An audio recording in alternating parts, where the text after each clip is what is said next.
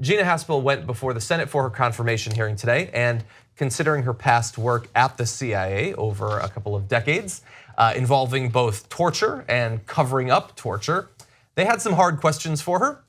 Now, first of all, one of the most important questions is, will she, as head of the CIA, bring us back to the point where we are conducting torture? Let's listen.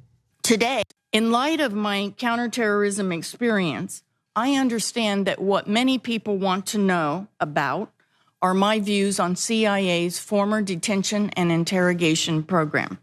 I have views on this issue, and I want to be clear. Having served in that tumultuous time, I can offer you my personal commitment, clearly and without reservation, that under my leadership, on my watch, CIA will not restart a detention and interrogation program. So that sounds clear, but we're gonna play some more videos in a little bit. And because of the way that people who are in favor of torture have tortured language over the past couple of decades, I can't necessarily say what she is saying she won't do as the head of the CIA there. It sounds like she's not going to allow torturing people, but there's all sorts of activities that they've pretended haven't been torture, even though they are on their face obviously torture. It sounds like she doesn't believe it. I always get so stressed out whenever they have these statements, which are basically them telling you their deepest feelings. Like, you're gonna start off with this, but just memorize it. Yeah, when you have to turn the page in the middle. It's so stressful to watch. I was wondering that, because I thought maybe I'm being a little too harsh in saying, hey, how about you know what you're gonna say? I mean, I'm not saying you have to memorize 30 minutes straight, word for word, of what you wanted to say. Have prepared remarks, cool, I hear you. But when your page flip is, and I determined that I will not have anything to do with, like, you didn't know I was the next word? Like, that's how much you didn't write this, or maybe don't believe in what you were saying. We mentioned it earlier this morning also when I was on TDR. It's a show in my head where we can. I'm gonna get in trouble for that, but okay, but go on. Where the whole idea of a confirmation hearing in the first place, it's ridiculous, because then the first thing we're expecting this person to do is lie to us. Because either they're gonna tell us they're not gonna do something which we know about their past, and then when they do it, we'll say, oh well, it happened. Or we expect them to switch it up and then say something different. So now we're left with the conflict. Well, why'd you do it in the first place if you say you're not gonna do it now? So do we really believe what she's saying, no matter what it is? And number two, once she's in office or whenever she has her position, she's heading whatever department, whoever is getting confirmed, then what's the recourse once they break these promises? Right, like, are you really held to this? No. No. It's like, what are we doing this? What are we doing this for? Right. Well, look, I think there have been people who have gone through these confirmation processes and not gotten the position. And I think one of the reasons is that if you can grill them, so partially all of these people, especially the ones who are gonna be running for president, they want to appear to be hard, which is good. I'm glad that they're asking the questions. But if they can drag it out and make the person look bad, sometimes they pull themselves, or sometimes they're pulled from the process. It's unfortunately rare. It's one of the reasons it matters who's the president, because they have a lot of leeway to pretty much put whoever they want in these positions. But there have been times when they've been blocked, and usually as a result of hard questioning. It's not nearly common enough, but it does happen sometimes. And we're talking about exactly the sort of thing that should disqualify someone for a position like this. Now, I don't know for sure. Scott Pruitt, before he was head of the EPA, he went into his confirmation hearings and he said, you know what, I'm gonna completely dismantle the EPA. I'm gonna tear down anything that has anything to do with environmental protections, and actually do the opposite. I'm gonna do the bidding of corporations, people who've paid me off, and actually the connections I have to my previous job heading these companies. Good thing he said all that stuff. That's true. It's like, what are you gonna do about it? He didn't say any of that stuff, right? You've convinced me. Don't elect people like Trump. Then you don't have people like Scott Pruitt necessarily.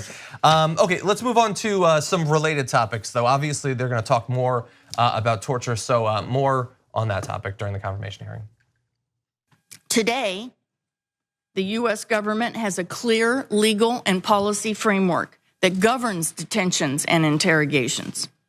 Specifically, the law provides that no individual in US custody may be subjected to any interrogation technique or approach that is not authorized by and listed in the Army Field Manual. I fully support the detainee treatment required by law, and just as importantly, I will keep CIA focused on our collection and analysis missions that can best leverage the expertise we have at the agency. Okay, so now we have a legal framework, and we're not going to do anything that's against the Army Field Manual. But we already knew what was torture. We knew it long before they were waterboarding people. And I don't think a lot of people, there was a lot of mock drownings that in the middle of they were like, wonder if this will eventually be adjudicated to be torture. I think everyone in that room knew exactly what they were doing. She knew exactly what they were doing when she was running black sites that were conducting this sort of torture.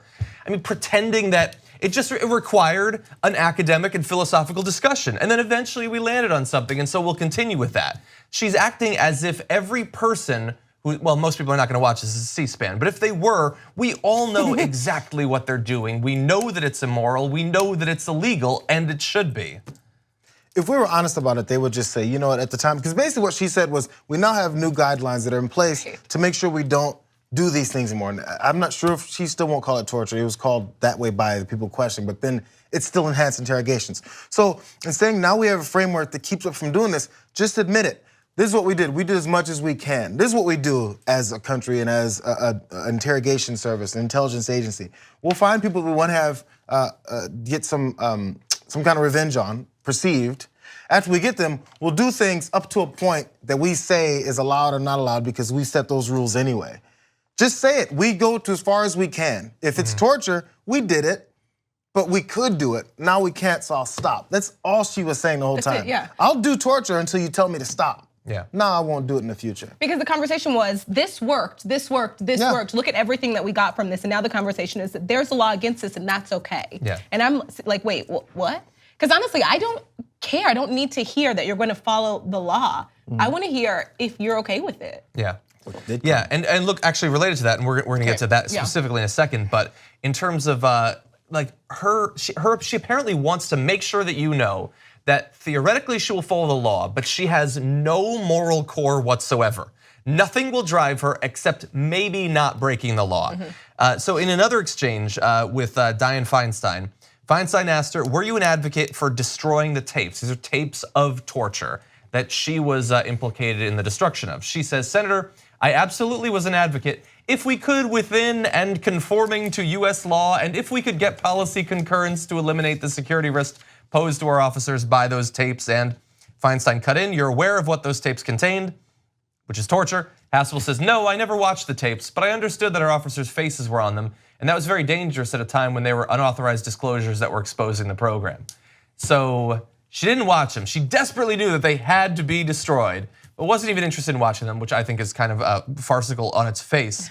But again, covering up torture inside of CIA sites, if it's within the law to destroy it, you still understand that it's wrong. But not her. She doesn't have any of that. We do. We have a system of morals. We have ethics that we abide by. She has, at best, departmental guidelines. Again, the most honest answer you could have is, I was taking my marching orders. Yeah, I was the head of some black sites that did horrible things to people, but that's what they told me to do. And as a blind, mindless soldier, I just did it. If I had more control, which maybe I will now, I'll stop doing that because I actually didn't believe in it. But when they told me to do it, what am I supposed to do? Not do it? Yeah. That's who I am. Our policy, which is more damning on our whole policy at the time, was our policy was to do this. I had no right to say no. That's all that happened. 2 easy ways to follow the Young Turks. One is hit the subscribe button down below. Then you're a TYT subscriber. And second is ring the bell. And when you do that on YouTube, you're notified of our videos.